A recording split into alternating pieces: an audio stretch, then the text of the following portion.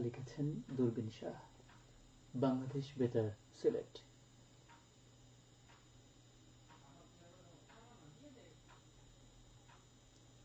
একটু পরে শুনবেন স্থানীয় বাংলা সংবাদ। আসসালামু আলাইকুম। সন্ধে ৭টা, বাংলাদেশ বেতার, সিলেট। সংবাদ পড়ছি দীপিকা চক্রবর্তী রিমি। ঢাকা বিশ্ববিদ্যালয়ের আন্তর্জাতিক সম্পর্ক বিভাগের সাবেক অধ্যাপক চৌধুরী রফিকুল আবরার অন্তর্বর্তীকালীন সরকারি উপদেষ্টা হিসেবে শপথ নিয়েছেন। আজ বঙ্গভবনে তাকে শপথবাক্য পাঠ করান রাষ্ট্রপতি মোহাম্মদ শাহাবুদ্দিন। শপথ অনুষ্ঠান পরিচালনা করেন মন্ত্রিপরিষদ সচিব মোহাম্মদ শেখ আব্দুর রশিদ। এদিকে প্রতিমন্ত্রীর পদমর্যাদায় প্রধান উপদেষ্টা অধ্যাপক মোহাম্মদ ইউনূসের বিশেষ সহকারী হলেন শেখ মঈনুদ্দিন ও ফয়েজ আহমেদ তৈয়ব। আজ রাষ্ট্রপতির আদেশক্রমে মন্ত্রিপরিষদ বিভাগের সচিব ড শেখ আব্দুর রশিদের সই করা প্রজ্ঞাপনে এ তথ্য জানানো হয়েছে। শেখ মঈনুদ্দিনকে সড়ক পরিবহন ও সেতু মন্ত্রণালয় এবং ফয়েজ আহমেদ তৈয়বকে ডাক, টেলিযোগাযোগ ও তথ্য প্রযুক্তি মন্ত্রণালয়ে নির্বাহী ক্ষমতা অর্পণ করা হয়েছে।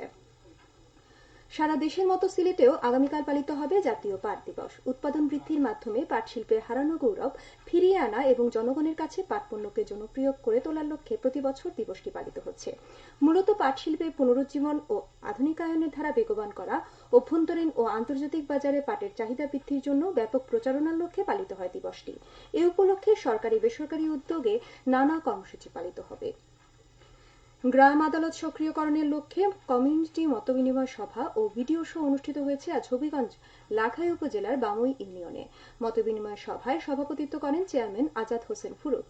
এতে প্রধান অতিথি ছিলেন বাংলাদেশ গ্রাম আদালত সক্রিয়করণ প্রকল্প ৩-এর জেলা ব্যবস্থাপক হারুনুর রশিদ। বিশেষ অতিথি ছিলেন বাংলাদেশ বেতারের হবিগঞ্জ জেলা সংবাদদাতা ও হবিগঞ্জ প্রেস ক্লাবের সাবেক যুগ্ম সাধারণ সম্পাদক শরীফ চৌধুরী। সভায় বিভিন্ন শ্রেণী পেশার লোকজন অংশগ্রহণ করেন। সভায় গ্রাম আদালতকে আরও সক্রিয় ও জনমুখী করার উপর গুরুত্ব আরোপ করা হয়।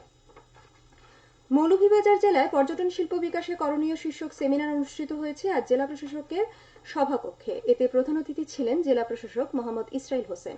সেমিনারে মূল প্রবন্ধ উপস্থাপন করেন শাহজালাল বিজ্ঞান ও প্রযুক্তি বিশ্ববিদ্যালয়ের ব্যবসা ও প্রশাসন বিভাগের অধ্যাপক মোহাম্মদ আব্দুল হামিদ। এ সময় বক্তারা বলেন, প্রকৃতির অনন্য সৃষ্টি, সুশোভিত শতরূপা ও হাজারো সৌন্দর্যে মুগ্ধতা ছড়ানো চায়ের দেশ মৌলভীবাজার জেলা এমনিতেই যথেষ্ট সুন্দর ও আকর্ষণীয়। গোটা বছরই দেশ বিদেশের নানা প্রান্ত থেকে পর্যটকরা ছুটে আসেন এই এলাকায়। বেশ কিছু পর্যটন স্পট ইতোমধ্যে ভ্রমণ পিপাসুদের কাছে অত্যন্ত প্রিয় হয়ে উঠেছে। সেমিনারে বিভিন্ন সরকারি বেসরকারি প্রতিষ্ঠানের ঊর্ধ্বতন কর্মকর্তা, রাজনৈতিক নেতা, পর্যটন শিল্পের সঙ্গে জড়িত ব্যবসায়ী, শিক্ষার্থী, শিক্ষক, প্রিন্ট ও ইলেকট্রনিক মিডিয়া সাংবাদিকগণ উপস্থিত ছিলেন। জেলা প্রশাসন এর আয়োজন করে। কমিউনিটি ক্লিনিক পরিচালনা কমিটির সদস্যদের দায়িত্ব ও কর্তব্য এবং স্বাস্থ্যসেবার মান বৃদ্ধির লক্ষ্যে দিনব্যাপী কর্মশালা অনুষ্ঠিত হয়েছে আজ মৌলভীবাজারের কুলাউড়া উপজেলায়। উপজেলার 50 শয্যা বিশিষ্ট হাসপাতাল সভাকক্ষে জেলা সিভিল সার্জন মামুনুর রহমানের সভাপতিত্বে অনুষ্ঠিত কর্মশালায় প্রধান অতিথি হিসেবে এর উদ্বোধন করেন স্বাস্থ্য ও পরিবার কল্যাণ মন্ত্রণালয়ের উপসচিব আলাউদ্দিন আলী। এতে উপজেলার 16টি কমিউনিটি ক্লিনিক পরিচালনা কমিটির সদস্য সহ 173 জন প্রসব সহায়তাকারী অংশ নেন। স্বাস্থ্য অধিদপ্তর এর আয়োজন করে। মৌলভীবাজারের বড়লেখা উপজেলার মোহাম্মদিয়া মাদ্রাসার প্রশাসনিক ও আবাসিক ভবন নির্মাণ প্রকল্পের কাজ এগিয়ে চলেছে। এতে ব্যয় হচ্ছে প্রায় 2 কোটি টাকারও বেশি। ইতোমধ্যে প্রকল্পের 50% কাজ শেষ হয়েছে। বাকি কাজ আগামী জুলাই মাসের মধ্যে শেষ হবে বলে আশা করা যাচ্ছে। আধুনিক সুযোগ সুবিধা সম্বলিত এই প্রকল্পের আওতায় প্রশাসনিক ভবন, আবাসিক ভবন, বাউন্ডারি দেয়াল ও গেট নির্মাণ সহ আনুষঙ্গিক কাজ অন্তর্ভুক্ত রয়েছে। প্রকল্পটি বাস্তবায়িত হলে প্রশাসনিক ও দাপ্তরিক কাজ, শিক্ষার্থীদের আবাসিক সমস্যার সমাধান সহ অন্যান্য সুযোগ সুবিধা বৃদ্ধি পাবে। শিক্ষা প্রকৌশল অধিদপ্তর তা বাস্তবায়ন করছে। সিলেট সহ দেশের বিভিন্ন স্থানে ভূমিকম্প অনুভূত হয়েছে। আজ বেলা 11:30টার দিকে এই ভূমিকম্প অনুভূত হয়। 5.6 মাত্রার এই ভূমিকম্পের উৎপত্তিস্থল মিয়ানমার ভারত সীমান্ত এলাকা বলে জানিয়েছে আবহাওয়া অফিস, যা আগারগাঁও ভূমিকম্প কেন্দ্র থেকে উত্তর পূর্ব দিকে 449 কিলোমিটার দূরে অবস্থিত। জানিয়ে দিচ্ছি সেহরি ও ইফতারের সময়সূচি। সিলেট ও পার্শ্ববর্তী এলাকায় সেহরির শেষ সময় আগামীকাল ভোর 4:51 এবং ইফতার সন্ধে 6:01। সবশেষে আবহাওয়া।